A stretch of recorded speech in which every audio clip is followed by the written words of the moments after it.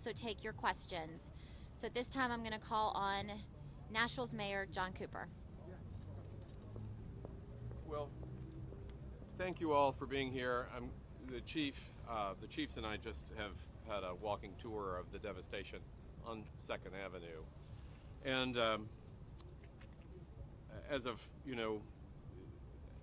as of right now, initial evidence does show that the early morning explosion was a deliberate bomb being set off in our community, and the blast caused injuries and catastrophic damage to this very historic part of Nashville.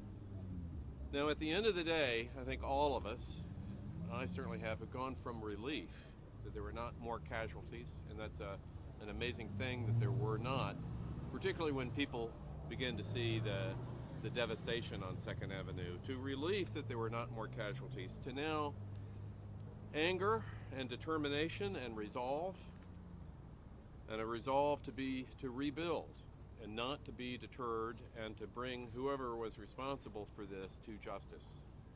Now, I've spoken with Governor Lee, who is working with us to have a declaration of a civil emergency, both with the state and then for TEMA to work with FEMA to bring all possible resources to commit to rebuilding Second Avenue, to go forward, not being deterred by this. And I'm grateful to our state and our federal partners to help this important part of Nashville rebuild and come back. There are 41 at least separate businesses that are materially damaged by this blast. There will be others as we see the full extent of this, but already you can tell that it's going to need special help, special resources, and I'm grateful to the state partnering with us to commit to rebuilding Second. Now, and I want to stand with our downtown residents and our business owners for whom this was a terrible day, but we are, like Nashville has faced other challenges, particularly this year, we can rebuild and get back to normal.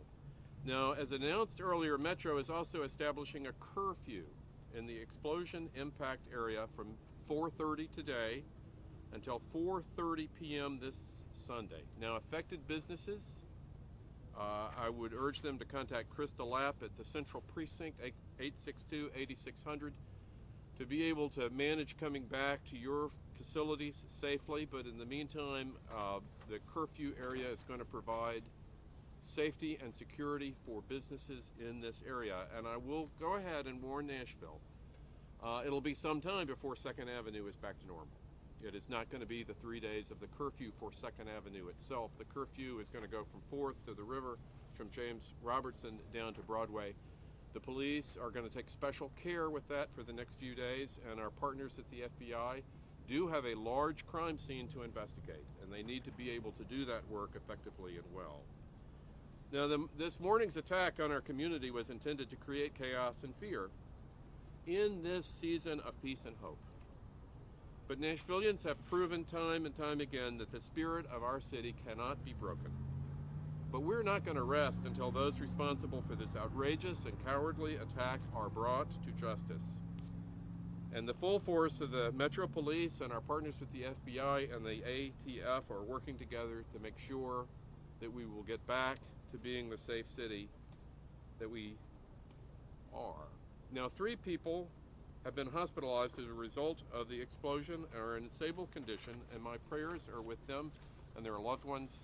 Tonight, I was able to visit with a 4-year-old girl this morning who had no injury and was saved. But let's just spend a moment in celebration of the 6 uniformed Metro Police officers from our Central Precinct who were at the scene at the time of the blast. These incredible heroes who ran to danger with uncertain outcomes ahead of them were responsible for so many injuries being saved. Now, I've spoken with Chief Drake, and I can report that the officers who were injured by this are recovering well. I would like Chief Drake to come and spend a little bit of valuing Officers Hosey, Llewellyn, Wells, Seapost, Hopping, and Sergeant Miller, who took swift action and directed people away from danger to save lives, even at the time that their own lives would have been in peril. They are heroes, and I am grateful to them and all of Nashville's first responders. This is a year where we understand what first responders mean to our community time and time again, and unfortunately on Christmas Day you have another example of that. Now, several downtown residents whose homes were destroyed by the blast, and I am inspired by their resilience. And we have to draw inspiration from them as our city to be resilient once again and to get the resources to rebuild. And I'm grateful to the Red Cross, who's opened an aid shelter at the East Park Community Center for those who have been displaced. Now, with that, let me turn this over to the Chief and answer questions. I think the message of today is we are going from relief now to resolve, to catch those folks and to rebuild our city. And one more challenge in Nashville's 2020, but we will get through it, and we're grateful to our first responders. And never, you see all, once again, these officers running into danger to help save lives and injury. It's inspiring. And again, the gratitude of our community goes to the Chief's force. And with that, I'd like to turn it over to Chief Drake to comment a little bit more specifically about the heroism, the great heroism of our department. Thank you. Thank you, Mayor Cooper. As Mayor Cooper stated, these officers' acts of heroism is just tremendous. This morning, they received calls for shots fired. I had no idea what they were responding to. Once they arrived in the area, they heard an RV giving out a message, basically saying that it was going to detonate within a certain time frame, and a countdown would go on, and then it would play music, and then the countdown would start again. The officers immediately began knocking on doors and evacuating residents here, not knowing if the bomb was going to detonate immediately or if it was going to go off in the time that it was stated.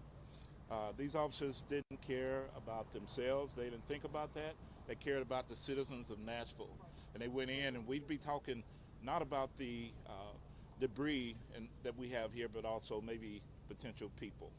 So with that said, the officers saved lives today, and their heroism is to be noted.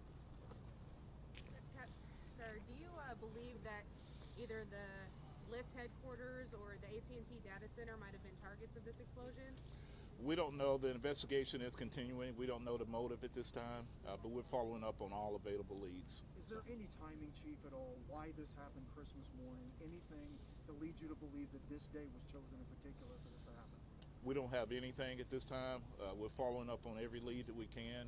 Why Christmas morning? We have no idea. It was a total surprise. In fact, when I was briefed this morning, I thought maybe it was going to be a propane explosion from an RV, and it turned out to be an intentional act. But we're going to follow up on every lead. We're following up on tips that come in now, and so we'll continue our investigative efforts. Have you found human remains in the debris?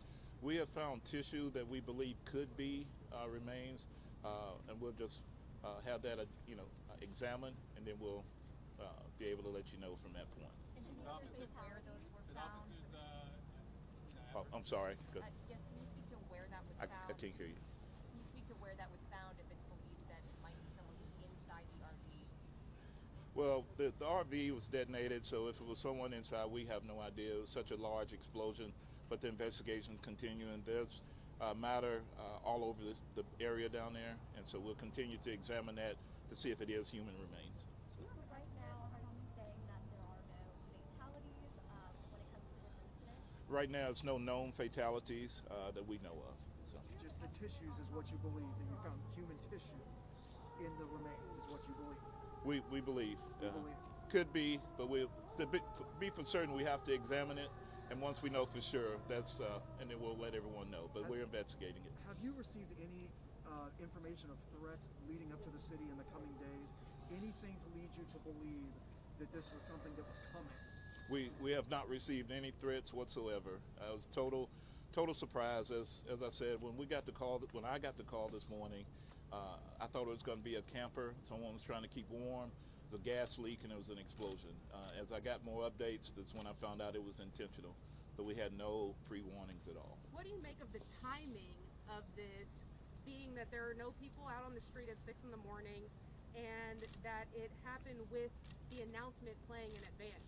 Yeah, I don't want to speculate, but you would think that this person didn't want to harm people, that maybe just wanted to destroy, but we're not sure until we, get further into the investigation. Chief, can you talk about the 911 impact by this? Obviously, several cities have had their 911 systems knocked out because of this. Do you think that was the relation here? Was the intention to knock out 911 services? We're not sure right now. We're following up on that. We're aware we did have some services go down. We did have AT&T go down for just a little while, but that's back up now. So to say anything more would be speculation. So, I'm actually going to ask for that to be a last question for Chief. For just now, we're going to ask Chief Swan from Metro Fire to come and give an update. okay, thank you.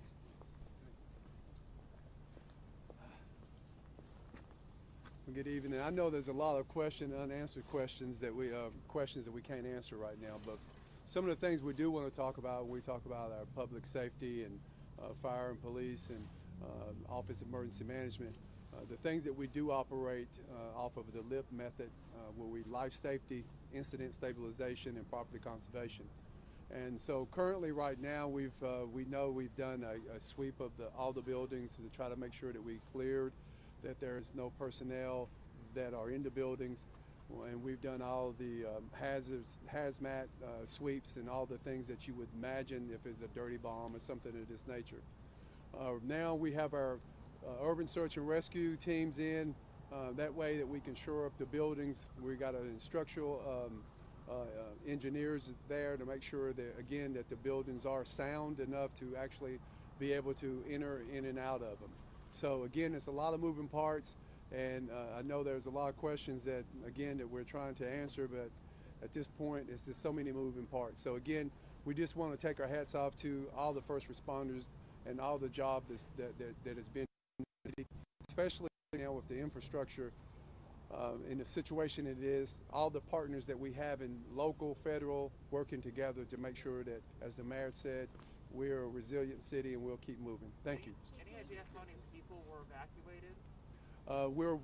That's a great question, and we're working on that because the way units are designed, and we're trying to get an accurate head count. What I can tell everyone, the Red Cross is partnered with us, and we have MTA or REGO buses set up throughout the city. So if there's anybody that's displaced, we'll take them to the East Park Community Center, and from there, we'll make sure that they have a place to stay for tonight or for as long as needed. Fair to say hundreds? Would you say hundreds? Like a ballpark? I will say many people that may be displaced. I'm sorry, I don't want to put a number to it, but we know that there are people that are displaced. Chief, can you speak to the structural integrity of the buildings downtown? Given the explosion, is that part of the reason why there's a curfew for the next few days to make in case anything collapses? Absolutely. So at the Office of Emergency Management, when we try to look at the overall view of the city and making sure that everything is safe and working together, we know we had one building collapse due to the explosion and due to the age of the other buildings, and then we had water was being actually displayed throughout the buildings, and with the cold weather, we thank the water department as well, making sure that they've got the water shut off, but still the integrity of those buildings are in question, so we're trying to make sure that we do have everybody in place and safety for all personnel. Chief, can you tell us real quick what building that was? What building was that collapsed? I don't have that address. I'm sorry. Do you know if a business was inside, residential, anything? Yeah, it was a building that actually housed across from the explosion, which above it was residential above. So I can't really give you that. I'm sorry. All right, guys, Yeah, that's thank going you. to be our last question for this evening. I want to thank you guys for coming out. We will be in touch with you with regular updates. Again, thank you to Mayor Cooper, to Chief Swan, and Chief Drake for being here, and especially to those officers that we are so grateful for this evening. You'll hear from us again. All right, thank you.